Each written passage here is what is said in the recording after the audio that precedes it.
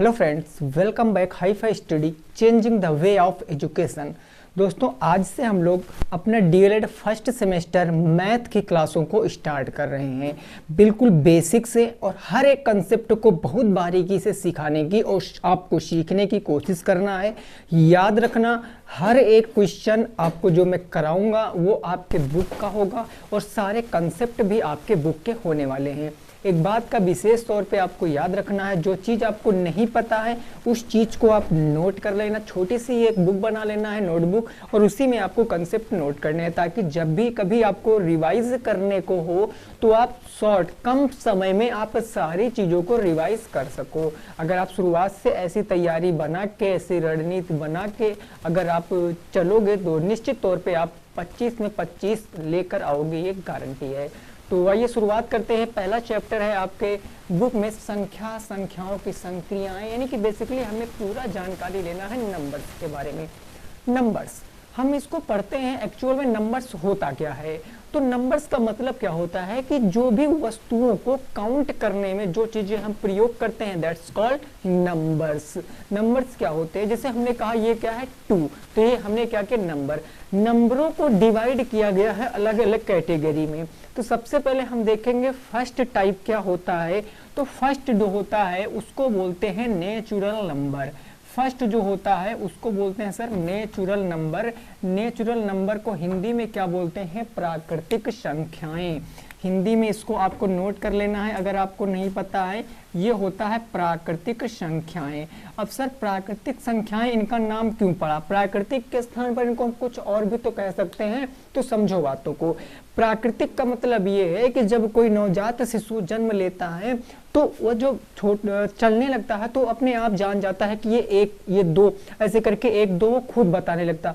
कहने का सीधा सा अर्थ ये है कि नेचुरल चीजें ये हमें प्रकृति से मिली है, नेचुरल तरीके से मिली है, इसीलिए इनको हम नेचुरल नंबर बोलते हैं। और ये नंबर जो होते हैं आपसे एक से लेकर और इनफाइनाइट तक जाते हैं, यानी एक से लेकर इनफाइनाइट तक के बीच की जितनी भी संख्याएं होती हैं वो सारी संख्याएं नेचुरल नंबर होते हैं। इसीलिए इनको हम इस तरीके से रिप्रेजेंट करते हैं कि n is equal to bracket में 1 2 3 4 और डॉट डॉट डॉट डॉट कहाँ तक, अनंत तक। ये आपका नेचुरल नंबर होता है।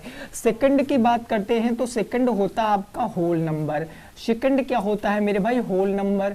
अब होल नंबर क्या है, जरा इसकी भी बातों को समझना। होल नंबर को अगर मैं हिंदी में बात करूं तो इसको बोलते हैं हम पूर्ण संख्याएं। क्या बोलते हैं मेरे दोस्त? तो इसको बोलते हैं पूर्ण संख्याएं। ठीक बात ना। देखो अब मैं बात करूं होल नंबर क्या है। जितने भी नेचुरल नंबर हैं, जितने भी नेचुरल नंबर हैं, उन नेचुरल नंबर के आगे देखो ये संख्याएं क्या थी, पूर्ण नहीं थी, क्योंकि इनमें कोई आवश्यकता, हमें किसी न किसी चीज की जरूरत थी। तो हुआ क्या कि जीरो की खोज हो गई और उसी जीरो को इन नेचुरल संख्याओं के आगे ऐड कर दिया गया और ये क्या बन गया, ये पूर्ण संख्याएं बन गई। मतलब पूर्ण संख्याएं, इनको हम कैसे रिप्रेजेंट करते हैं, तो W लिखकर हम ब्रैकेट में लिखते हैं 0 1 2 3 4 और ये भी कहाँ तक होती हैं, तो इनफाइनाइट तक होती हैं। अब क्वेश्चन ये बनता है, मैं नॉर्मल से क्वेश्चन आपसे पूछना चाह रहा हूँ, वो आप बताने की कोशिश करना। ये क्वेश्चन टेट सीटर तक पूछा जाता है। क्या सारी प्राकृतिक संख्याएं पूर्ण संख्याएं होती हैं? क्वेश्चन की भावना को समझना। क्या सारी प्राकृतिक संख्याएं पूर्ण संख्याएं होती हैं? तो जवाब आपका आएगा यस। सारी प्राकृतिक संख्याएं भाई 1 से लेकर इनफाइनाइट तक ये प्राकृतिक संख्याएं हैं ना। और यहाँ पर देखो जीरो केवल ऐड हो गया, केवल जीरो ऐड हो गया। तो जीरो को अगर मैं कंसीडर ना करूं तो क्या ये हमारी नेचुरल नंबर हैं, प्राकृतिक संख्याएं हैं? मीन्स जितने भी आपके प्राकृतिक संख्याएं हैं वो सारे आपके पूर्ण संख्याएं होती हैं। बात क्लियर? पहला क्वेश्चन बहुविकल्पी जो यहाँ से तैयार होता है वो आपके समझ में आ गया होगा। आइए अब हम आगे पहुँचते हैं। आगे आपको मैं दिखाता हूँ आगे क्या होता है। थर्ड नंबर जो होता है जिसको बोलते हैं इंटीजर्स, जिसको क्या बोलते हैं, इंटीजर्स बोलते हैं ना, इंटीजर्स। इंटीजर्स को अगर मैं हिंदी में बताऊं तो इसको बोलते हैं पूर्णांक। इसको क्या बोलते हैं, पूर्णांक। और यही पूर्णांक आपके पेपर में सबसे ज्यादा पूछा जाता है। सबसे ज्यादा आपके पेपर में यही पूर्णांक होते, पूर्णांक।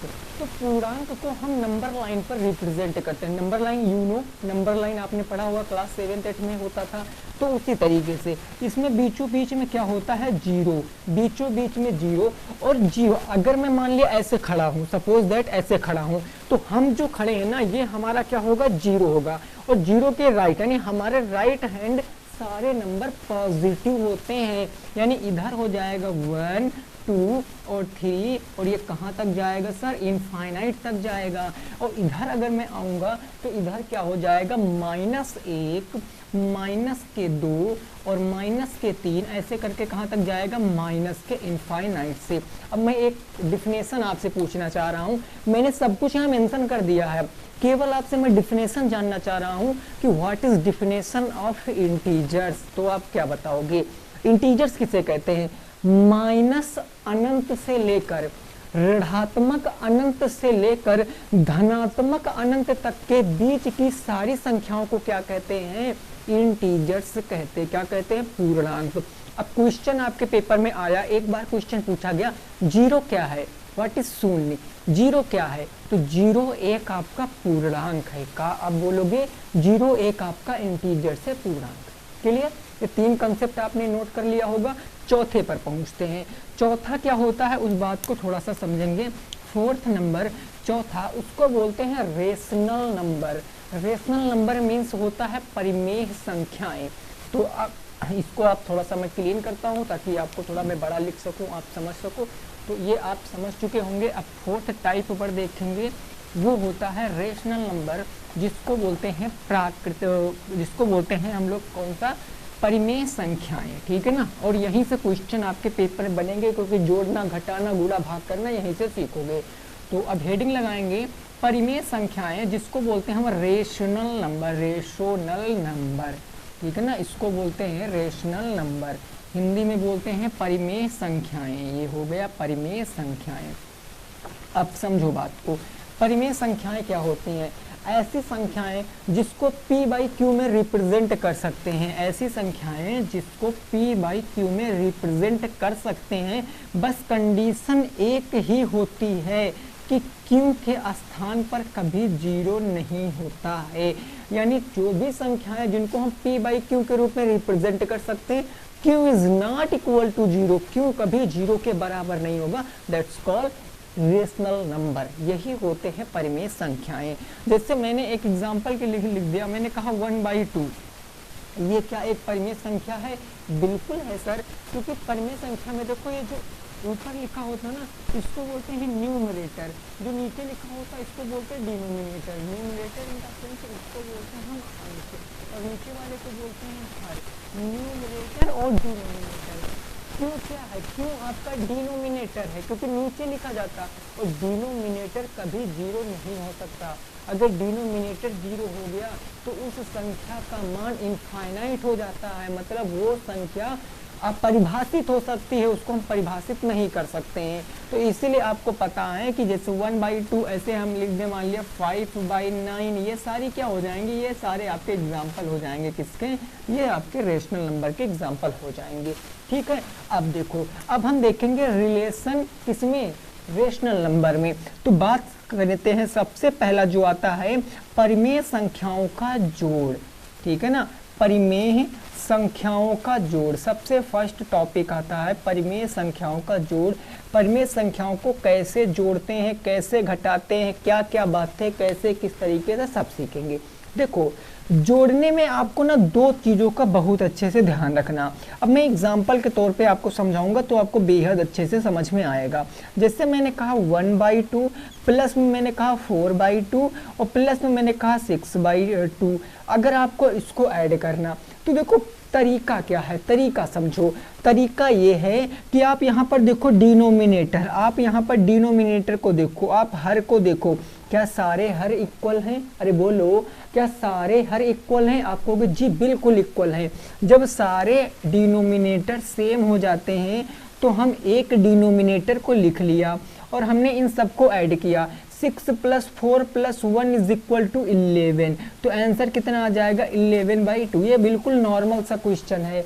लेकिन अगर यहीं पर मैं कुछ इस तरीके से लिख देता, मैंने कहा 1/2 प्लस मैंने कहा 2/3 प्लस मैंने कहा 3/4 और इसका मैं सम आपसे पूछता, तो आपको ना जो डिनोमिनेटर है इन पे फोकस बनाए रखना है। कैसे? जो कुछ डिनोमिनेटर क्या है, ये सेम नहीं है। डिनोमिनेटर जब सेम थे तो हम केवल एक बार ले लिए, बट ये सेम नहीं है। जब सेम नहीं है तो उस केस में हमें क्या करना है, बहुत ही प्रेम से समझना है। उस केस में ये जो डिनोमिनेटर हैं, जो हर हैं 2, 3 और 4, इनका क्या लेना है, एलसीएम, लीस्ट कॉमन मल्टीपल लेना है। लीस्ट कॉमन मल्टीपल क्या होता है, समझ लीजिए। लीस्ट कॉमन मल्टीपल यानी लघुत्तम समापवर्तक वह संख्या होती है जो दी गई संख्याओं से पूर्ण रूप से विभाजित होती है। जैसे मैंने कहा 12 और 24 का एलसीएम क्या होगा, तो आप बताओगे 24, क्योंकि 24 से भी डिवाइड है और 24 12 से भी डिवाइड है। तो उसी तरीके से 3, 4 और 2 का एलसीएम कितना होगा, 12 हो जाएगा। ये 12 हमने यहाँ लिख लिया। अब इन सबको 12 बनाओ। भाई 2 को 12 बनाने के लिए आप कहोगे 6 से नीचे इंटू, तो 6 से ऊपर इंटू। 3 को 12 बनाने के लिए 4 से नीचे इंटू, तो 4 से ऊपर इंटू। 4 को 12 बनाने के लिए 3 से नीचे इंटू, तो 3 से ऊपर इंटू। अच्छा, ऊपर इंटू क्यों करते हैं, ऊपर गुणा क्यों करते हैं, तो इसको आप समझिए एक परिवार से, नीचे वाले पिताजी, ऊपर वाले बेटे जी। अगर पिताजी को छेड़ोगे तो बेटा भी छिड़ जाता है, मीन्स उसका भी खून खोलने लगता है। यही सेंस है कि अगर हम हर में कोई भी छेड़खानी करेंगे तो वो अंश में भी हो जाएगा। हमने हर में यहाँ 6 से गुणा किया, 4 में 3 से, तो आप पूछ सकते थे क्वेश्चन कि सर आपने हर में गुणा कराया, अंश में क्यों करा रहे हो? क्योंकि मेरे भाई परिमेय संख्या के अगर अंश में गुणा कराएंगे तो हर में भी गुणा हो जाएगा। ओके, अब यहाँ पर देखो 6 1 जा 6 और 6 2 जा कितना हो गया 12, प्लस में क्या हो जाए 4 2 जा 8 हो गया, और फिर कितना हो गया 4 3 जा 12, यहाँ हो गया 3 3 जा 9 और उसके बाद हो गया 4 3 जा 12। अब आप यहाँ पर देखो, क्या आपका ये क्वेश्चन बिल्कुल इस तरीके से नहीं बन गया जिसके डिनोमिनेटर क्या है, सेम है। अगर डिनोमिनेटर सेम है तो एक बार ले लो, एक बार हमने ले लिया। जब एक बार हमने ले लिया तो ऊपर प्लस है उसको ऐड करेंगे। देखो 8 6 14 हो गया, 14 में एक जोड़ोगे तो कितना, 14 1 9, 14 और 9 कितना हो गया, 9 4 13 23, यानी 23। तो ये उत्तर कितना आ गया 23/12, 23/12 क्वेश्चन का आंसर है। तो इस तरीके से आपको परिमेय संख्याओं को जोड़ना है। इस तरीके से आपको 33 सॉरी, हाँ 23, ठीक है भाई 23। इस तरीके से आपको क्या करना है, परिमेय संख्याओं को जोड़ना है। मैंने दोनों केस बताए, केवल अभी एग्जाम्पल करा रहे हैं मेरे भाई, बुक का मैं कोई भी क्वेश्चन अभी नहीं करा रहा हूँ। जब बेसिक खत्म हो जाएगा तो बुक के क्वेश्चन सॉल्व कर लेंगे। एक वो केस जब आपके हर क्या हो, बराबर हो, और एक वो केस जब आपके हर बराबर नहीं है। हर नहीं बराबर होते हैं तो एलसीएम लेकर हर को बराबर करते हैं, उसके आगे हम चीज़ों को सॉल्व करते हैं। क्या मेरी बात समझ में आई है? ये पहला है परिमेय संख्याओं का जोड़। इसका ही बिल्कुल एक सगा भाई होता है जिसको बोलते हैं घटाव। जिसको क्या बोलते हैं भाई, घटाव बोलते हैं, ठीक है ना। देखो जैसे परिमेय होता है, जोड़ होता है परिमेय संख्याओं में, वैसे घटाव होता है, और जिस तरीके से गुणा होता है उसी तरीके से भाग होता है। बस चीज़ें ये हैं कि हमें थोड़ा सा बड़े नंबर देकर कैलकुलेशन कराई जाती है, जिसको हम प्रैक्टिस करके बहुत अच्छे से इम्प्रूव कर लेंगे। कैलकुलेशन की टेंशन बिल्कुल भी मत लेना, इतनी प्रैक्टिस करा दूंगा कि आप खुद से ही सारे क्वेश्चन बना पाओगे। आधे क्वेश्चन तो आप मन में भी सॉल्व कर सकते हो।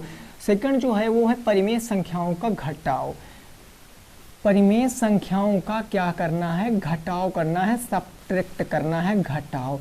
अब घटाव का वही कंसेप्ट है, घटाव का भी वही कंसेप्ट है। फॉर एग्जाम्पल के तौर पे मैं एक क्वेश्चन लिख देता हूँ। मैंने कहा कि 1/2 माइनस के 3/2 और फिर मैंने कहा माइनस के 6/9। अब 6/2 ही कर लेते हैं, 6/2। तो इसको कैसे करेंगे, देखो कुछ करना नहीं है। करने के लिए हमें देखना है बेसिकली कि कैसे हम नीचे वाले को ले सकते हैं। नीचे क्या है हमारा, डिनोमिनेटर का सेम है, बिल्कुल सेम है भाई। देखो 2 2 2, जब प्लस था तो भी मैंने सेम में पहला आपको बताया सेम था। ये माइनस है तो भी सेम है, मीन्स हमें नीचे क्या करना है, एक बार 2 को लिख लेना है। अब ऊपर जो बचा वो लिख लो 1 -3 -6। जब इसको आप फर्दर देखोगे तो मेरी बात को समझना, यही स्टूडेंट गलती करते हैं। आपको 6 और 1 को नहीं जोड़ना है, ये -3 और -6 को देखो बहुत ही स्नेह के साथ, इनके चिन्ह क्या है, सेम है। अगर चिन्ह सेम है तो ये जुड़ जाएंगे। -3 -6 -9, 1 माइनस के 9 डिवाइडेड बाई 2। जब फर्दर इसको सॉल्व करोगे तो जो देखो, जैसे मैंने ऐसे लिख दिया -2 प्लस का 5, मैंने ऐसे लिख दिया। हमने कहा what is the answer of given question, तो आप बताओगे सर जी 3 आएगा। हमने कहा कैसे, आपने कहा अरे ये 5 बड़ा है, 5 के सामने प्लस का चिन्ह लगा है तो ये प्लस में आ गया।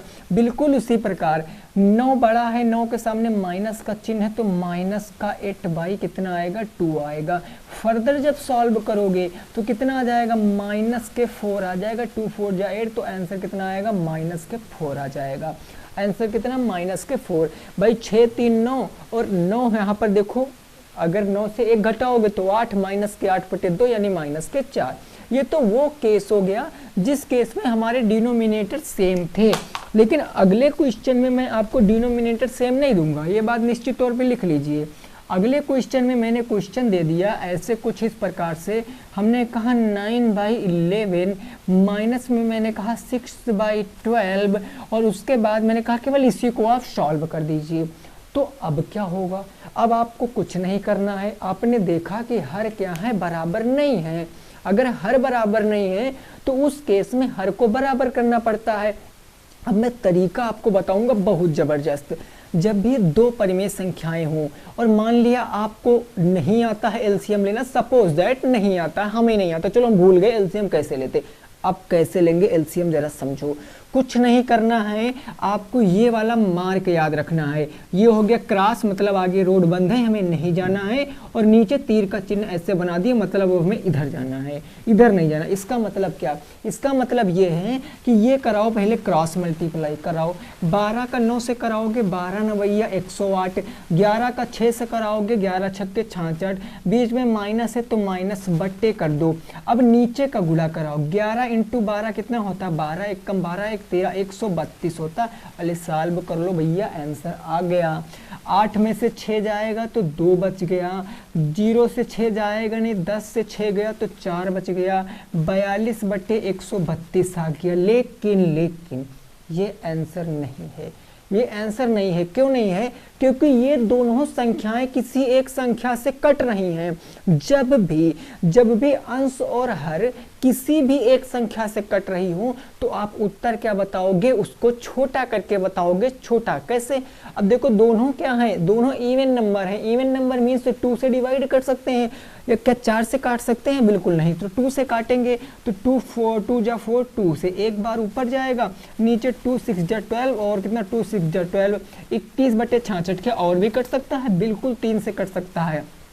3 7 21, 3 दूनी 6, 3 दूनी 6। उत्तर कितना आएगा भाई, 7/22। जिनका आ रहा था भाई खेल गए, 7/22 आ जाएगा क्वेश्चन का सही जवाब। कितना आएगा, 7/22 हो जाएगा क्वेश्चन का सही जवाब। तो आप बात को समझे, ये केस हो गया जब आपका हर बराबर होता है, ये केस हो गया जब आपका हर जो होता है बराबर नहीं होता है। आपने कहा जी क्लियर, हमने कहा रुको, अब एक क्वेश्चन मैं आपको दे रहा हूँ, आप सॉल्व करके बताओ, ठीक है ना। एक क्वेश्चन मैं आपको दे रहा हूँ, सॉल्व करके बताना है ना, जल्दी से आपको कमेंट करना है कि फटाफट बताना है ये उत्तर क्या हो जाएगा। देखो क्वेश्चन को जरा देखना, क्वेश्चन हमने दे दिया। देखो इस क्वेश्चनों का आपके वास्तविक बुक से कोई लेना देना नहीं, सारे क्वेश्चन काल्पनिक हैं, ठीक है ना। ये एग्जाम्पल है, अभी मैं क्वेश्चन कराऊंगा जब कंसेप्ट बिल्ड हो जाएगा, जब आप खुद कहोगे yes sir I am ready, अब मैं क्वेश्चन करने के लिए तैयार हूँ, तब क्वेश्चन कराएंगे।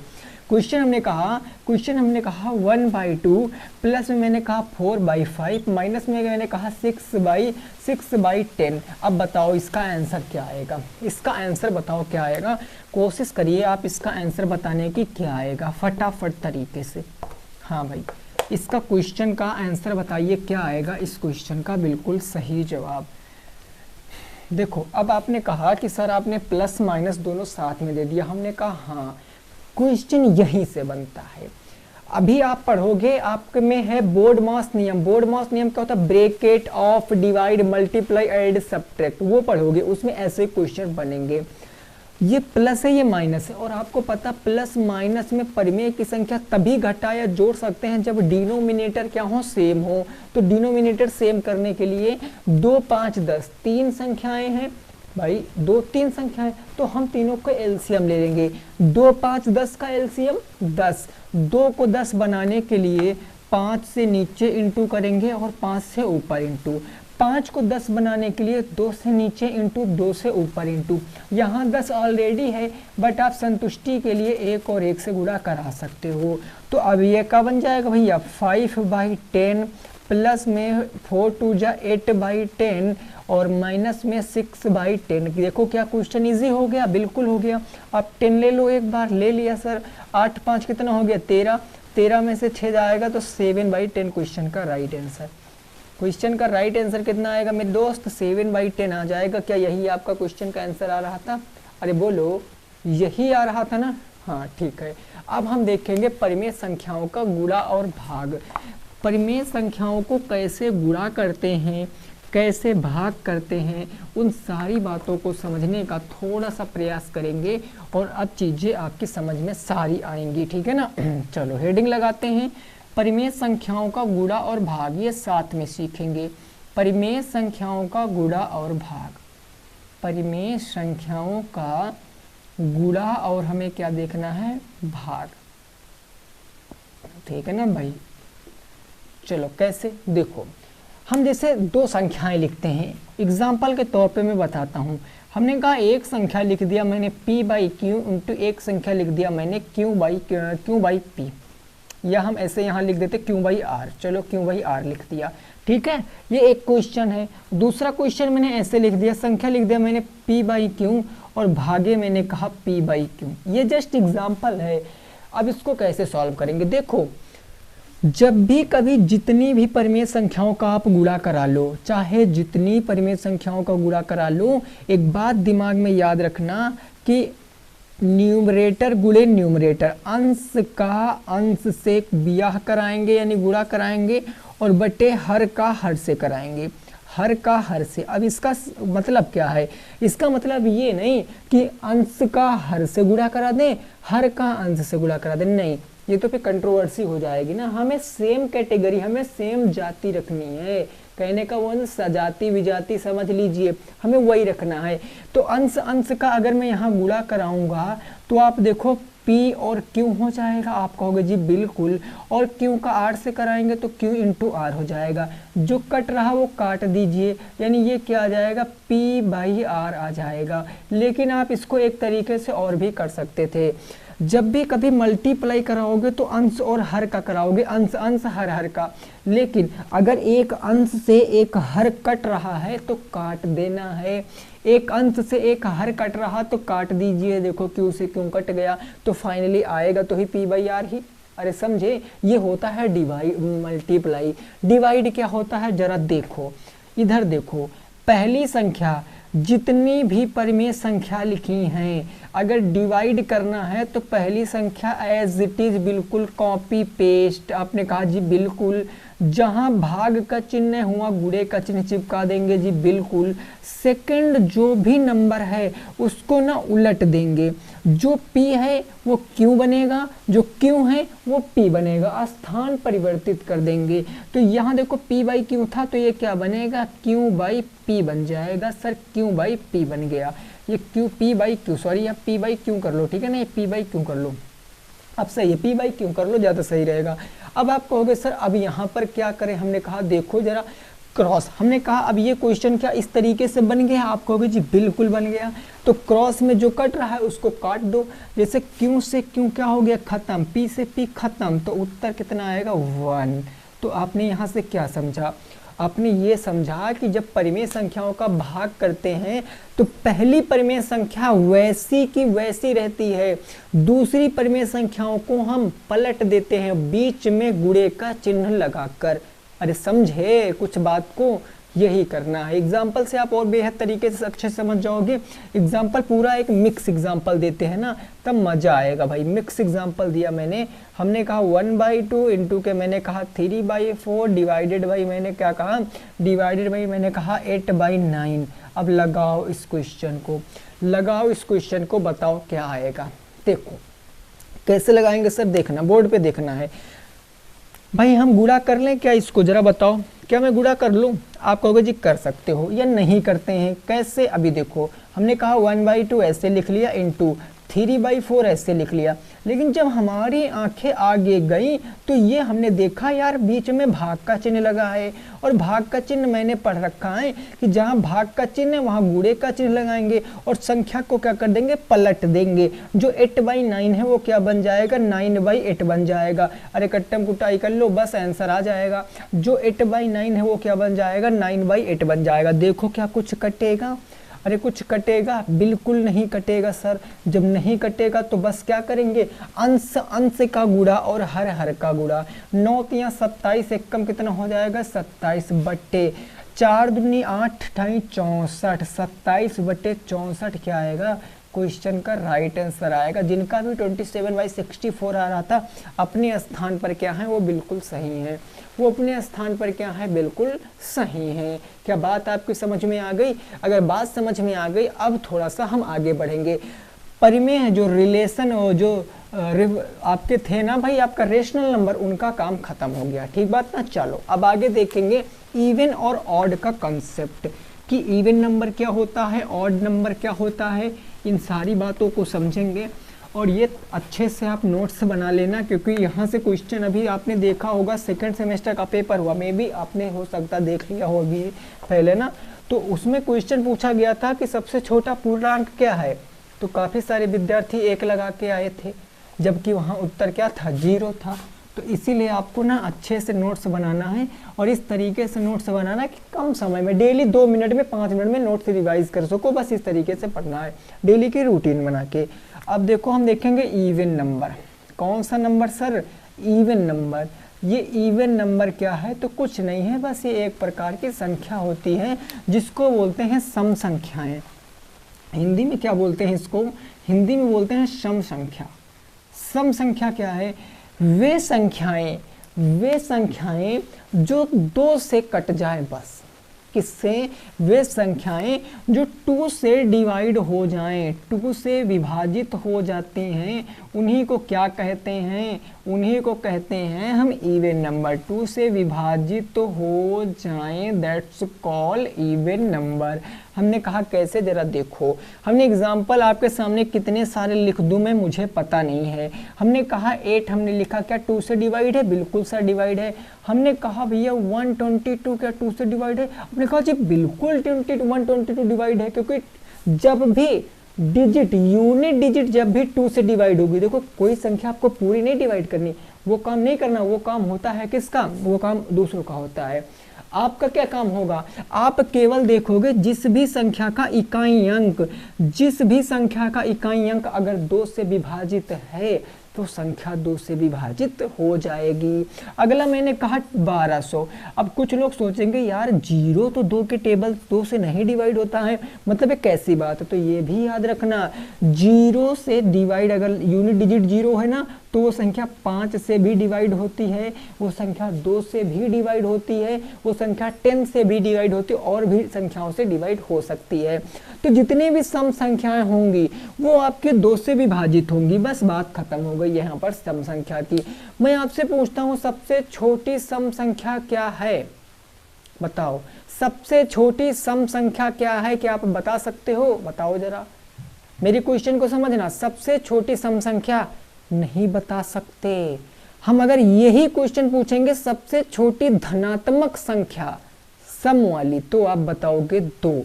भाई हमने ये पूछा था सबसे छोटी संख्या, सम, तो सम माइनस में भी हो सकती है, सम प्लस में भी हो सकती है, इसलिए उसका उत्तर आएंगे CND, can not determine. Okay, अगर धनात्मक पूछेंगे तो आप बता दोगे कि वो कितना हो जाएगा, वो 2 हो जाएगा, ठीक बात ना। चलो अगला देखेंगे। अगला होता है सर ऑड नंबर। ऑड मतलब क्या होता है, ऑड मतलब जो बहुत भद्दा लगे, भद्दा इन द सेंस जो होता है आपका कौन सा नंबर, विषम संख्याएं जो भद्दी होती हैं अपने आप में, इनका कोई रोल नहीं होता है, मात्र गणित की शोभा बिगाड़ने आती हैं, तो इनको बोलते हैं विषम संख्याएं। इनको कौन सी संख्याएं बोलते हैं सर, विषम संख्याएं बोलते हैं। ये विषम संख्याएं क्या होती हैं, तो विषम संख्याएं वे संख्याएं होती हैं जो उल्टा हो जाती हैं सम संख्याएं का। उल्टा मतलब क्या सर, कैसे उल्टा हो जाती हैं, तो उल्टा का मतलब ये यार कि सम संख्याएं 2 से विभाजित होती हैं और विषम संख्याएं 2 से विभाजित नहीं होंगी। बस विषम संख्याएं क्या है, 2 से विभाजित नहीं होंगी, नहीं होंगी। कैसे, एग्जाम्पल लिख लेते हैं, 2 चार्ट हुए, ये मैंने लिख दिया 3 क्या 2 से विभाजित है, नहीं है। हमने कहा 169 क्या 2 से विभाजित है, नहीं है, क्योंकि इकाई अंक नहीं विभाजित, तो यार संख्या कहाँ से विभाजित होगी। अगली संख्या मैंने लिख दिया 9 और 9, ये भी नहीं विभाजित है। मैंने कहा 119, ये भी नहीं विभाजित है, एक्सेट्रा ऐसे etc मैंने बता दिया कि बहुत सारी संख्याएं हैं जो नहीं विभाजित हुई होंगी, ठीक है ना। चलो अब हम आगे थोड़ा सा पहुंचेंगे, आगे चीज़ों को डिस्कस करेंगे, ठीक है भाई। चलिए नेक्स्ट अब हम देखेंगे कि आगे इसमें क्या क्या हमें पढ़ना है, क्या क्या नहीं पढ़ना है, उन भी मुद्दों को समझेंगे। बोर्ड मास का नियम थोड़ा सा देख लेते हैं, फिर क्या करेंगे, क्लास का वाइंड अप करेंगे, क्योंकि कुछ लोगों के नींद लगने लगी होगी, तो हम लोग नेक्स्ट क्लास में डिस्कस करेंगे। तो अब हम बोर्ड मास देख लेते हैं, ठीक है ना। बोर्ड मास क्या होता है जरा बात को समझना। ये होता है बोर्ड मास। बोर्ड मास एक प्रकार का मैथमेटिक्स का नियम है जो ये कहता है अगर इसको नहीं सीखा तो कुछ नहीं सीखा। क्योंकि आप अगर पढ़ो या ना पढ़ो, आप अगर कोई दुकान करोगे, गल्ले की दुकान पर बैठोगे, कुछ भी करोगे, जीवन असंभव है इन चीज़ों के बिना। कैसे, तो जरा समझो। बी का मतलब होता है सर ब्रैकेट। बी का मतलब ब्रैकेट। ब्रैकेट कितने प्रकार के होते हैं सर, 4 टाइप्स के होते हैं। फर्स्ट होता है रैखिक ब्रैकेट, ऐसी वाली डंडी ऊपर खींची हुई होती है। जैसे कोई संख्या मैंने लिख दिया a प्लस के b, तो ऐसे ऊपर डंडी लगी होगी, इसको सबसे पहले सॉल्व करेंगे। दूसरा आता है आपका कौन सा ब्रैकेट, तो दूसरा कौन सा ब्रैकेट आएगा सर, दूसरा आएगा हमारा बड़ा ब्रैकेट, ठीक है ना। कौन सा आएगा, बड़ा ब्रैकेट, ये ऐसा वाला ब्रैकेट। तीसरा कौन सा आएगा, मध्य ब्रैकेट, ये मध्य वाला ब्रैकेट। चौथा आ जाएगा छोटा ब्रैकेट, ये छोटा वाला ब्रैकेट। 4 प्रकार के ब्रैकेट होते हैं। इसको बोलते हैं रैखिक ब्रैकेट, बड़ा ब्रैकेट, मध्य ब्रैकेट और छोटा ब्रैकेट, ठीक है ना। अगला ओ का मतलब क्या होता है, तो ओ का मतलब होता है ऑफ। हिंदी में बोलते हैं इसको का, और इसका कोई मतलब नहीं होता है, इसको कोई फिल्म नहीं बनाना होता है। इसका सीधा सा मतलब होता है गुना। इसका सीधा सा मतलब क्या होता है, गुना। बस जहाँ कहीं ऐसे ऐसे लिख दे a ऑफ b और गुणे का c, तो इसमें आप क्या करोगे, आपको पहले गुणा नहीं कराना है, आपको पहले ऑफ को सॉल्व करना है। तो इस बात को विशेष तौर पे याद रखना है, ठीक है ना। d का मतलब होता है सर डिवाइड। d का मतलब क्या होता है, डिवाइड। डिवाइड का मतलब भाग होता है, ठीक है ना। m का मतलब होता है मल्टीप्लाई। m का मतलब क्या होता है, मल्टीप्लाई। मल्टीप्लाई का मतलब क्या होता है, गुना हो जाता है। a का मतलब क्या होता है, एडिशन। एडिशन, एडिशन का मतलब क्या होता है, ऐड करना, यानी कि जोड़, ये जोड़ हो जाएगा। उसके बाद s का मतलब क्या होता है, सब्ट्रैक्ट करना, सब्ट्रैक्शन। सब्ट्रैक्शन जिसका मतलब होता है सर अपने आप में घटाव करना। अब बात को समझना, जैसे मैं कोई संख्या लिख दूं, मैं एग्जांपल आपको देता हूं, बस एग्जांपल से समझाऊंगा, बस थोड़ी देर और आपको क्या करना है, वेट करना है बस। देखो जैसे मैंने कहा कि a भागे b गुणे c प्लस के d माइनस के e। इस क्वेश्चन को अगर मैं सॉल्व करने के लिए कहूँ, एक लाइन में और जोड़ देता हूँ, प्लस के मान लिया मैंने कहा z प्लस के b। अगर मैं इस क्वेश्चन को आपको सॉल्व करने के लिए करूंगा तो सबसे प्योरिटी, सबसे पहले आप किसको सॉल्व करोगे, तो सबसे पहले आपको ब्रैकेट को सॉल्व करना है। इतने पार्ट को आप पहले नंबर पे सॉल्व करोगे क्योंकि रैखिक ब्रैकेट लगा। रैखिक ब्रैकेट के बाद देखो और कोई ब्रैकेट नहीं तो दूसरे नंबर पे डिवाइड आएगा, क्योंकि ऑफ तो कहीं है नहीं तो डिवाइड। डिवाइड के बाद आप देखो मल्टीप्लाई को सॉल्व करोगे तीसरे नंबर पे। मल्टीप्लाई के बाद आप चौथे नंबर को ऐड को, फिर लास्ट में आप सब्ट्रैक्ट करोगे और 5वें नंबर के बाद आपका क्या आ जाएगा, 5 स्टेप के बाद आपका क्वेश्चन आ जाएगा आंसर। बात को समझे जरा, अरे बताओ बात को समझे जरा भी कि नहीं समझे, इस बात को समझे हो कि नहीं समझे हो, एक बार बताओ, ठीक है ना। तो उम्मीद करते हैं आपको ये क्लास समझ में आई होगी। देखो मैं सारी मैथ आपको पढ़ाऊंगा, बिल्कुल आप टेंशन नहीं लेना है आपको, ये बेसिक क्लास थी। और बेसिक देखो, मैथ का पढ़ने का मज़ा तभी आता है जब हमारा बेसिक स्ट्रांग होता है। बेसिक स्ट्रांग होता है तो हमें किसी के सामने झुकने की ज़रूरत नहीं पड़ती है। हम अपने आप अपने अंदर इम्प्रूवमेंट ला सकते हैं। कैसे?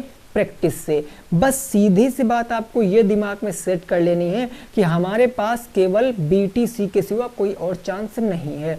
अगर आपका बीटीसी बैक लग गया तो आपको पता है क्या ही होता है मामला, कहीं कोर्ट में जाता है, कहीं लोग 3-3 बार बैक पेपर देते हैं। तो नहीं, ऐसा बिल्कुल नहीं करना। एक बार में सेमेस्टर क्लियर तो बस क्लियर, इसके लिए आपको कुछ नहीं करना है।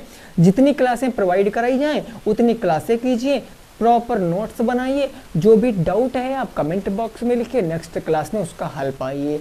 ये होता है पढ़ने का असली तरीका। देखो मैंने देखा, हो सकता कुछ और भी विद्यार्थी जो देख रहे हो वीडियो तो उनको हो सकता है बुरा लग जाए। मैंने लगभग देखा है बैक उन्हीं का लगता है जिनकी पढ़ाई में कोई ना कोई कमी रह जाती। ये सच्चाई है, भले ही आप इससे नज़रअंदाज कर दीजिए, वीडियो डिसलाइक कर दीजिए, कोई दिक्कत नहीं, बट ये सच्चाई है।